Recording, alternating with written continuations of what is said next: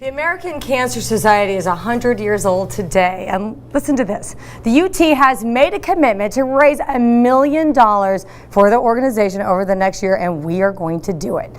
Let's now take a look at all the ACS has done over the last century. 100 years ago, the American Cancer Society began a fight against an enemy whose name even doctors were hesitant to mention. The topic was taboo, because little could be done.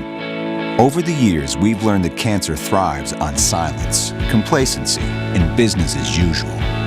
Progress comes when we speak out, when we take action, when we're loud. So we started making noise. The Women's Field Army made noise about testing, and cervical cancer declined 70%. We made noise in Capitol Hill, and smoking declined 50%. We made noise on the research front and have 46 Nobel laureates to show for it. We made noise on behalf of men, women, and children in every community. And today, 2 out of 3 people survive cancer. But we're not done making noise. We won't be silent until we finish the fight.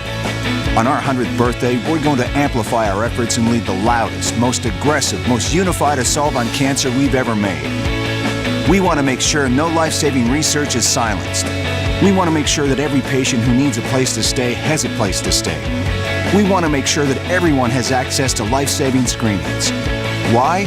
Because we dream of a day when 3 out of 3 people survive cancer and everyone has more birthdays. Let's speak out. Let's be loud, because silence won't finish the fight. Action will. A local man is doing his part in continuing the fight against cancer and has a very personal yet inspiring story to share with us. I'd like to welcome Adam Durfeld to Primetime.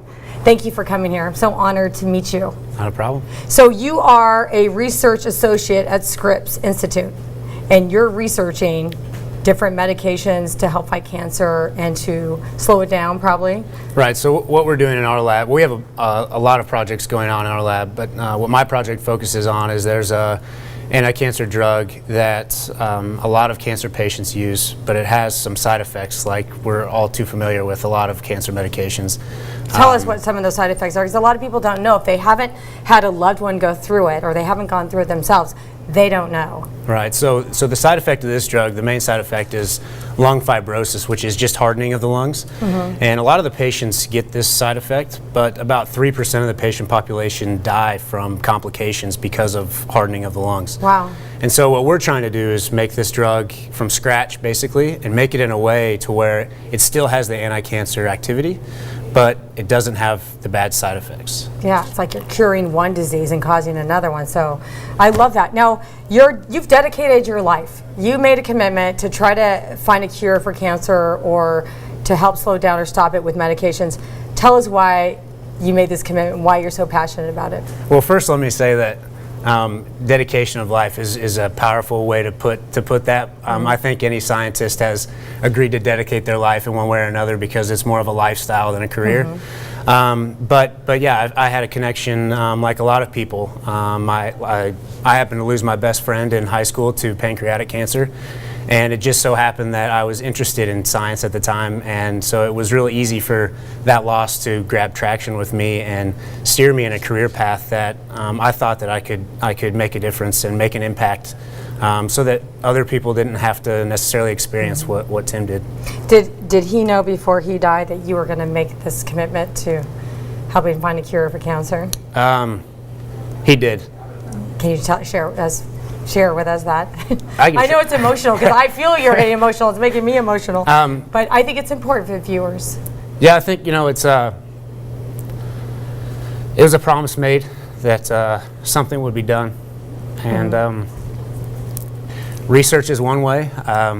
It's the way that I feel I can help best. Back home, we have a foundation for Tim.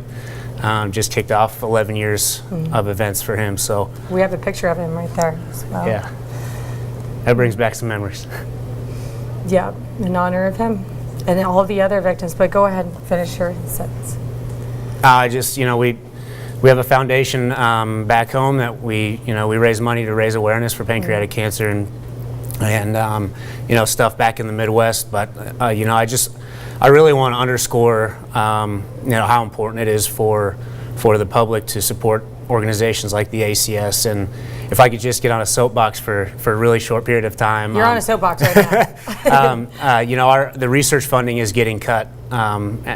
Is this because of sequestration? Because of sequestration and budget cuts. And a lot of people feel bad for scientists because our jobs are affected like everybody else. But the real victims when it comes to this are the patient population and the cancer patients. Not only are health costs going up, but the research that provides medication for them, the budgets for that is decreasing. And so they're the real victims when we can't support research. So supporting organizations like ACS is instrumental to medical innovation and the advancement of drug discovery.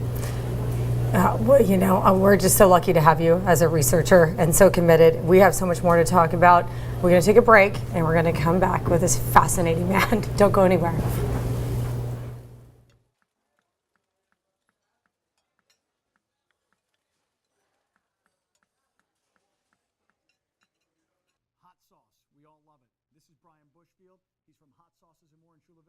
We got to get everybody to get down there and visit with you. Definitely. If you like hot sauces, you like rubs, you like food, this is a place to come. So if you want great sauces or a Weber smoker or a Weber grill, Hot Sauces and More in Chula Vista.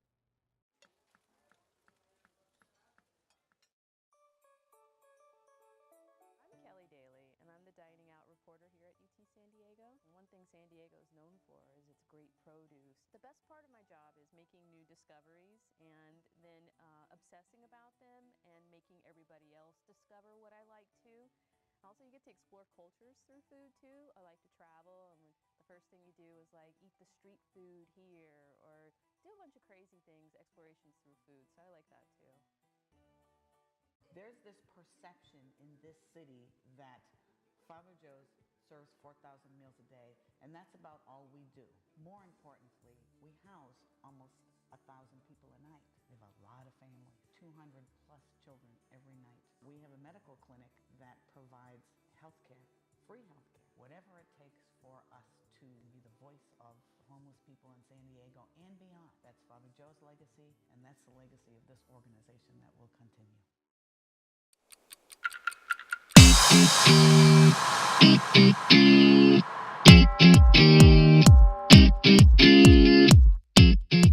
All right, I'd like to welcome back a local man who is doing his part and much more in continuing the fight against cancer and has a very personal yet inspiring story to share with us. I'd like to welcome Adam Durfeld back to Primetime. We just took a break and we were talking about why you're so committed. You have committed your life to helping cancer patients, whether it's finding a cure, finding medications to fight it or slow it down. And let's recap for people who are just tuning in why you made this commitment early on, like as a teenager. I lost my best friend in high school to pancreatic cancer, and so seeing him go through some of the hardest times of his shortened life really grabbed a hold of me and made me kind of reflect and think about what I could do to make a difference and put my energy towards something good. And you've never wavered. You've been locked and loaded, like this is your goal, and it's so incredible.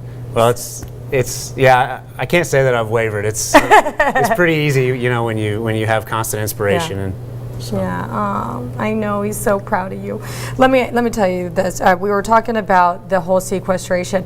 We have events coming on, and the San Diego Union Tribune has vowed to raise $1 million, and I bet it's going to be more than that because I know the person who owns this whole place, and when he decides he's going to do something, he does it 100%, 100%. So. There's ways to reach out. We were talking about sequestration cuts and how it's affecting research and cancer research. Let's talk about how, percentage-wise, how much do you think it's going to affect the cancer research? There are numbers floating around. I personally, as someone who's about ready to start my independent career as a researcher, I try not to buy too much into the numbers. I'm of the belief that good research ideas will still be funded. It may just be a little bit harder to to get the funds that are needed. Well, you're not going to get it from the government, so they need to get it from people like us. You know, we need to donate, and it is 100% tax deductible, right? To donate money and to help with. I mean, think about cost-wise. It costs a lot of money to research cures for cancer, and there's so many different cancers. Let's talk about that for a minute. So the last number that I read, it costs roughly about $1 billion to bring a drug to market. And so this, you know, this is part of the problem with how expensive medicines are, is how much it costs to get a drug to the market. And so, you know, it goes without saying how important the funding is for research, and, you know, whether it comes from government or private donors or organizations like the ACS, you know, when it comes down to it, money is money when it comes to research, and it doesn't matter if you have, you know, $5. A lot of people believe that, oh, I can only donate, you know, $5, $10. That's a lot, though. But when it costs $1 billion to bring a drug, is it really worth it? And the bottom line is yes, because if everybody exactly. donates $10, that's you're going to reach your quota. Exactly. And that's what we need to get. We need to get a commitment from people, because I will tell you this, and you know this, but viewers, I don't know if you know this, either you or someone you love will get cancer. It's just, you know, what are the numbers now? It's shocking. Yeah, like it's one in how many? Do you know? I don't off the top of my head, but I would be surprised if I talked to somebody and they said that they didn't know somebody affected by this disease. And that's, you know, that's one of the other things, is people associate cancer with one disease, but that's really an umbrella term for, I think there's well over 200 types of cancer now. 200 types of cancer. And do you see, I mean, you're a young man, do you see a cure at least for maybe half of these cancers within your lifetime? So cure is kind of a word in our profession that you kind of steer clear of, because everyone responds differently to therapeutics.